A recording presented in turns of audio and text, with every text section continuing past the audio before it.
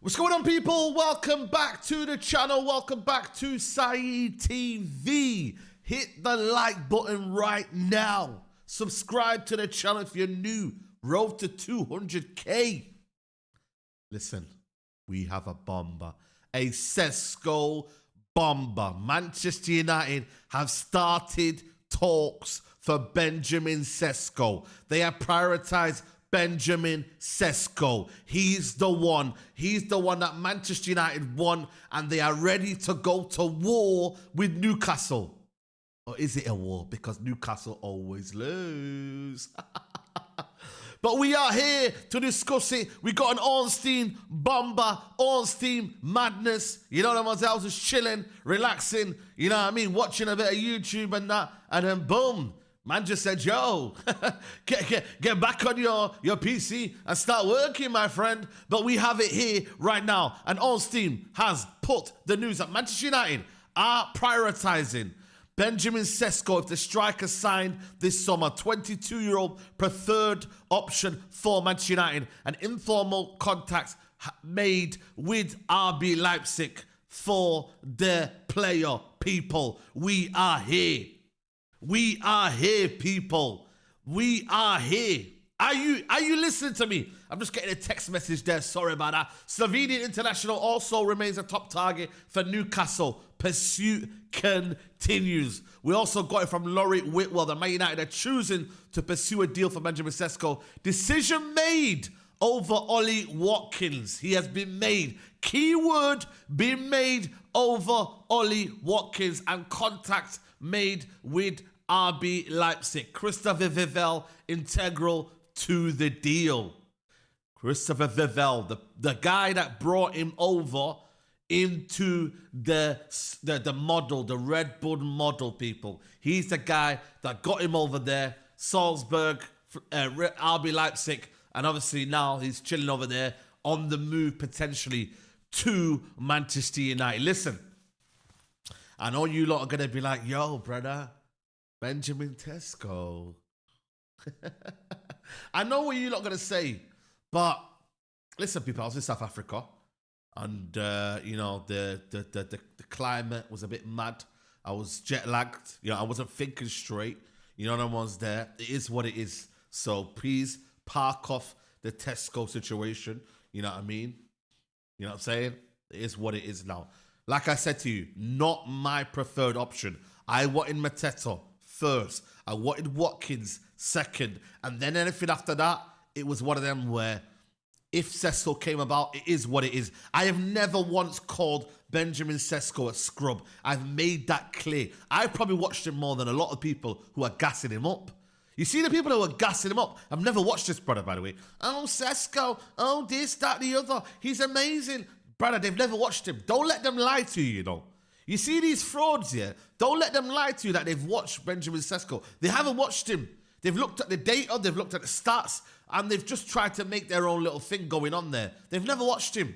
I will tell you if I've watched a player or not. I will be open and honest. I'll be like, you know what? I've watched this player. I've watched this guy. And every time I've watched him, for me, he's flat to the scene. For me, the ability is there, but when I watch him, and the hype is high, but the ability, I don't know if it matches up to it. But he's young. He's got a shot on him. He scored goals over there in Leipzig. He scored for Austria as well. So in terms of Slovenia, he scored goals where he was at beforehand as well in Salzburg. So he has got goals. He's not prolific. It's not prolific, but it's goals. And that's the main thing. But they're buying a player for the future. Manchester United are buying potential. They believe, yeah, if they buy this player now, we could be looking at a world-class player potentially in the next 2 to 3 years. I was in the opposite of that. I see Man United finish 15th, and I said to myself, yo, we need to be careful about prospects and potential. We had it with Højlund, and I'm not saying Højlund is on the same level as Cesco. Cesco is far better than Højlund. Far better.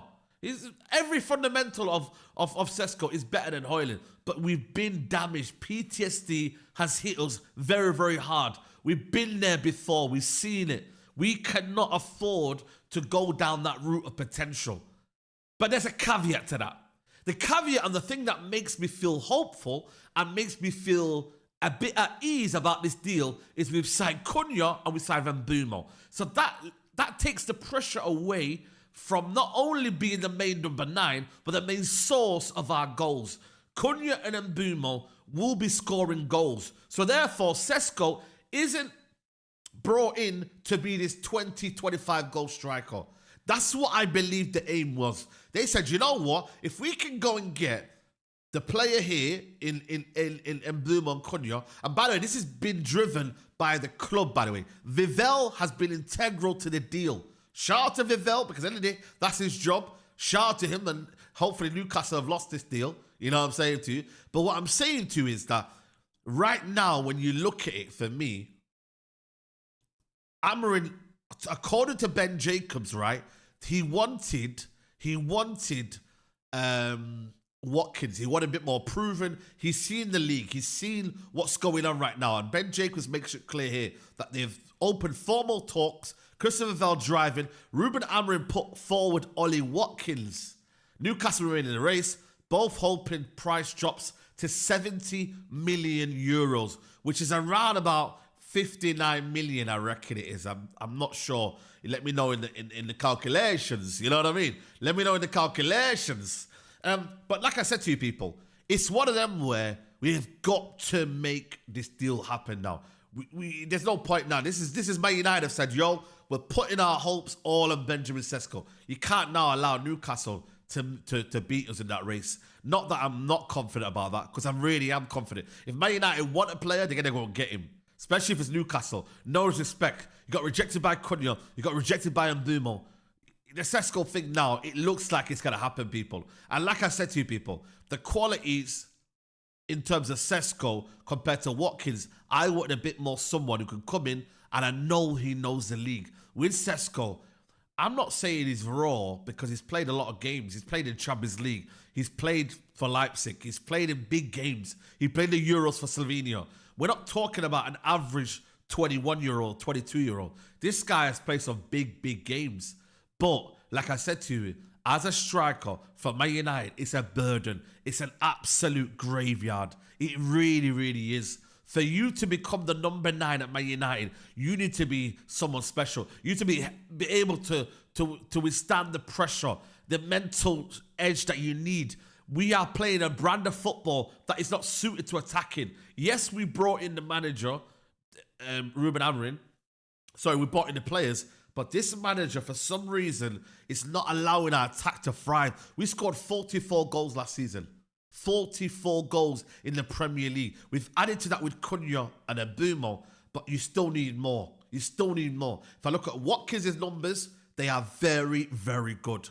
Very good. For a top 6 club in what Aston Villa are. They've been in the Champions League, don't get me wrong, but they're traditionally a top 6 club, right? In the past couple of years, they've been in and around that position. He has got some serious numbers and creativity-wise. But United are looking for the future. This is what football is now. Whether you like it or not, football is about building for the future now. United did that with Højlund and got it absolutely horribly wrong. So you can't really come to me and say, Saeed, why are you moaning, or why are you not kind of really too happy about this deal? It's because I've been here before, and maybe PTSD, you know what I mean, it's kicking into a lot of the United fan base, where they would rather go with a tried and tested rather than untested, unproven. I mean, question marks all over it. You just don't know, man. You just don't know whether he will acclimatize to the league. You know what I mean? And whether that mental toughness you're going to see. This is a very physical, demanding league, you know. Very, very physical, demanding league. And like I said to you, man, he has been at Leipzig where he's played almost like a second striker to a Pendo. But these are his stats, right, people? So in 33 games last season, he scored 13 goals. He scored 4 goals in the Copal. And he scored 4 goals in the Champions League. Which I'm not going to lie to you, bro. For a Champions League team that did absolutely horribly bad, yeah, for Leipzig, that's incredibly decent as well. 4 goals in 8 games over there. So he's done well in that aspect. He's got what? If you're looking at it all together, over 20 goals, you know what I mean, with 4 assists. That's what it is. For Slovenia, it's a little bit different, you know what I mean, in that regards. Euro 2024, he had 4 games, 0 goals. Again, I don't expect him to be doing a lot. RB Salzburg, this is what he got in his final season before he went to Leipzig. He got 16 goals in 31, every other 1 in 2, basically. You know what I mean? And like I said to you, 22 years of age, just turned 22. So we are buying the next crop of young talent available. And like I said to you, I'm not mad. I'm not mad at this signing. I just wanted Ollie Watkins. I wanted Mateta. I wanted proven. If I'm proven wrong, it is what it is. But I just don't think United, with where we were last season, need potential. That's all it is for me. I would rather go with something that I know it's going to be playing well, and I know it's going to work. That's it, people. That's what it is. It's about preference. It's about understanding. It's about knowing where your team is. And that's what it is, man. You know what I mean? I'd rather stay within the league right now, at this current stage. But it is what it is. No point moaning about it. You know what I mean? We're gonna back him. We're gonna see what he's about, and we're gonna support him. That's what it's about, man. You know what I'm saying? And this is what we do as United fans. You know what I'm saying? So let's see what he can do. And if he's gonna come to Man United, which I do think he will be, then yeah, here we go. Future, here we go. Take care, guys. Bye bye. Peace.